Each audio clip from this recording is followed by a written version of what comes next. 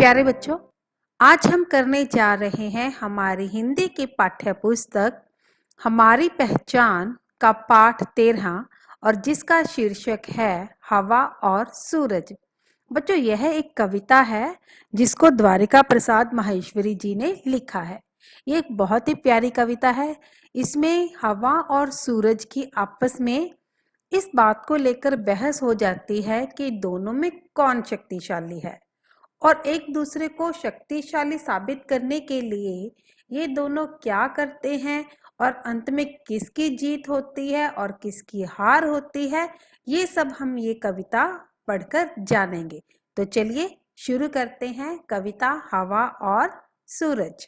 एक बार छिड़ गई बहस यह हवा और सूरज में, कौन अधिक बलवान शक्तिशाली है हम में तुम में। तो यहाँ कहा गया कि एक बार क्या हुआ, हवा और सूरज में बहस छिड़ गई। दोनों आपस में लड़ने लग गए कि हम दोनों में से कौन ज्यादा बलवान यानी कि ताकतवर है, शक्तिशाली। इसका मतलब ही क्या होता है, ताकतवर। कि हम दोनों में कौन बलवान है, तुम या मैं। तो इस तरह दोनों आपस में लड़ने लग गए। फिर क्या हुआ, बहुत देर तक हुई बहस पर हो न सका कुछ निर्णय। तब दोनों ने आपस में मिल किया अंत में निश्चय। उन दोनों में, हवा और सूरज में बहुत देर तक बहस होती रही। सूरज कहे मैं ज्यादा शक्तिशाली हूँ, हवा कहे मैं ज्यादा शक्तिशाली हूँ। तो इस तरह दोनों में कोई भी निर्णय यानी कि फैसला, बहुत देर तक दोनों बहस करते रहे पर दोनों किसी भी फैसले पर नहीं पहुंचे कि कौन ज्यादा शक्तिशाली है। बहुत देर तक बहस करने के बाद दोनों ने आपस में मिलकर अंत में एक निश्चय कर ही लिया। निश्चय यानी कि फैसला कर ही लिया कि कौन शक्तिशाली है। वो क्या फैसला था, देखो। चलते राही के कपड़े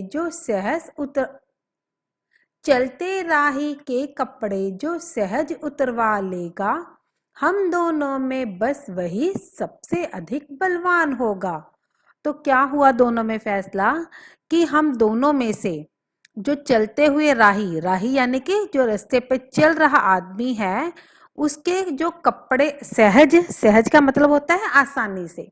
तो हम दोनों में से उस चलते हुए आदमी के, राही के कपड़े जो आसानी से उतरवा लेगा, तो वही सबसे ज्यादा बलवान होगा। ये देखो, जैसे कविता में दिखाया गया ना, ये एक राही चल रहा है। राही यानी कि एक आदमी चल रहा है, वो कहीं जा रहा है।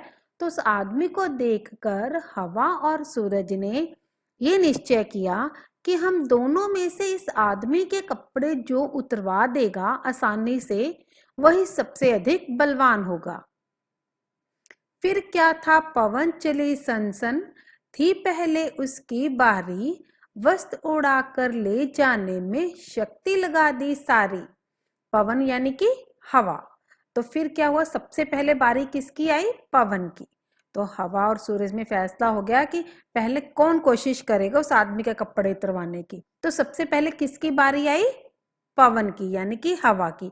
तो हवा सन सन सन चलने लगी और उसने उस व्यक्ति के वस्त्र उड़ाने की, वस्त्र यानी कि कपड़े, तो उसके कपड़े उड़ाकर ले जाने की उसने अपनी पूरी ताकत लगा दी।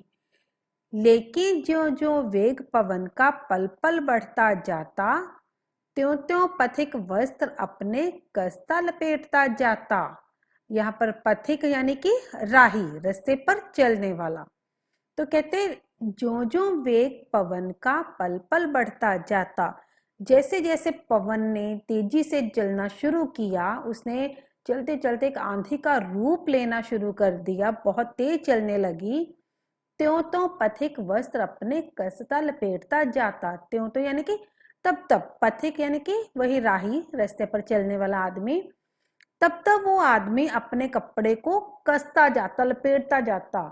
जितनी तेज हवा चल रही थी, उतने ही जोर से वो पथिक क्या था, वो राही क्या था, अपने कपड़े को कसता जा रहा था ताकि ये हवा उसके कपड़े को उड़ाकर ना ले जाए। फिर क्या हुआ, हारा पवन अंत में सूरज ने गर्मी फैलाई, बढ़ती जलती हुई धूप से सब दुनिया अकुलाई। अब क्या हुआ, अंत में क्या हुआ, पवन को हार माननी पड़ी, हवा को हार माननी पड़ी। क्यों? क्योंकि जैसे जैसे हवा तेज चल रही थी उस आदमी ने अपने कपड़े को नहीं छोड़ा बल्कि उसको और भी कसकर पकड़ने लगा। तो अंत में आकर हवा ने अपनी हार मान ली। अब किसकी बारी आई? सूरज की। तो सूरज ने गर्मी फैलाई, सूरज ने अपनी चारों तरफ गर्मी फैलानी शुरू कर दी। बढ़ती जलती हुई धूप से सब दुनिया अकुलाई। दुनिया यानी कि सारा संसार। अकुलाई, अकुलाई का मतलब होता है बेचैन होना।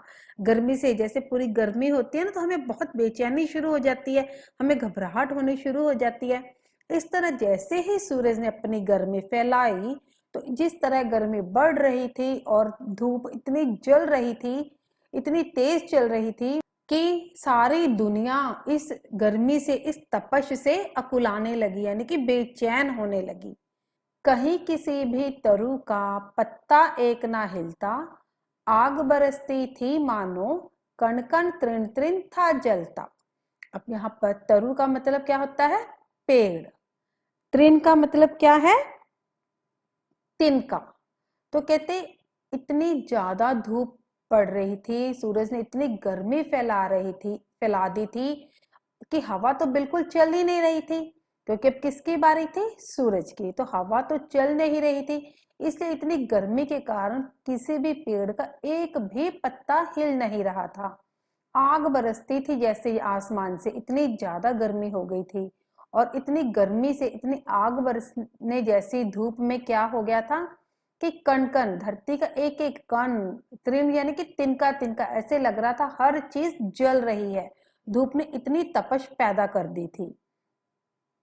अब सूरज ने तो अपना जोश दिखाना ही था ना, क्योंकि उसने हवा से अपना जो प्रतियोगिता जीतनी थी कि दोनों में कौन बलवान है, तो इसलिए सूरज ने जीतने के लिए अपनी गर्मी को बहुत बढ़ा दिया था। तो फिर क्या हुआ उससे? तर हो गया पसीने से तन, भीगे कपड़े सारे, घबरा गया पथिक झट, उसने अपने वस्त्र उतारे। अब सूरज की गर्मी, बच्चों जब बहुत गर्मी होने लगती है तो हमें भी पसीना आने लगता है ना। ऐसे लगता है जैसे कि हम पानी भर के नहाए हैं, अपने ऊपर पानी के मग गेरे हुए हैं, तो हमें इतना पसीना आने लग जाता है। तो इसी तरह उस राही के साथ भी ऐसा ही हुआ। इतनी गर्मी में चलते चलते उसके शरीर से इतना पसीना निकलने लग गया कि उसने जो कपड़े पहने हुए थे वो भी सारे भीग गए।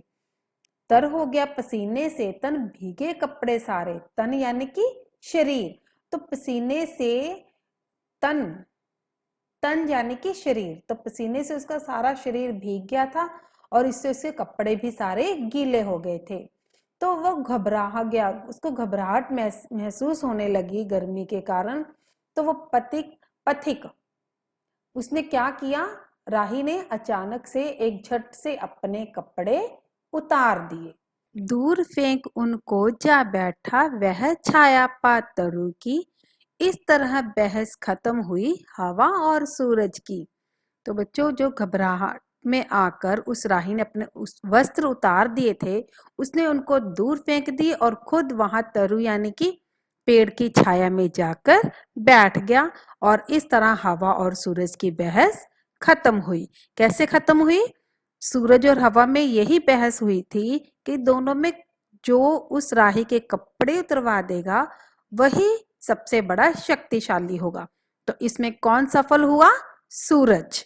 तो इस तरह बच्चों इस कहानी से हमें क्या शिक्षा मिलती है कि हमें कभी भी अपनी शक्ति के सामने किसी को कमजोर नहीं समझना चाहिए। जिस तरह हवा ने खुद को शक्तिशाली समझा और सूरज को कमजोर समझा और उसने उसके साथ मुकाबला करने की कोशिश की, तो अंत में हार किसकी हुई? पवन की, हवा की। क्योंकि बच्चों हमेशा इस बात को याद रखना कि अभिमानी व्यक्ति की हमेशा क्या होती है? हार ही होती है। जिस तरह पवन ने अपनी शक्ति पर घमंड किया कि वह सूरज को हरा देगा, पर अपने घमंड के कारण वो उस राही के कपड़े उतरवाने में सफल नहीं हो पाया और आखिर में उसको हार का सामना ही करना पड़ा।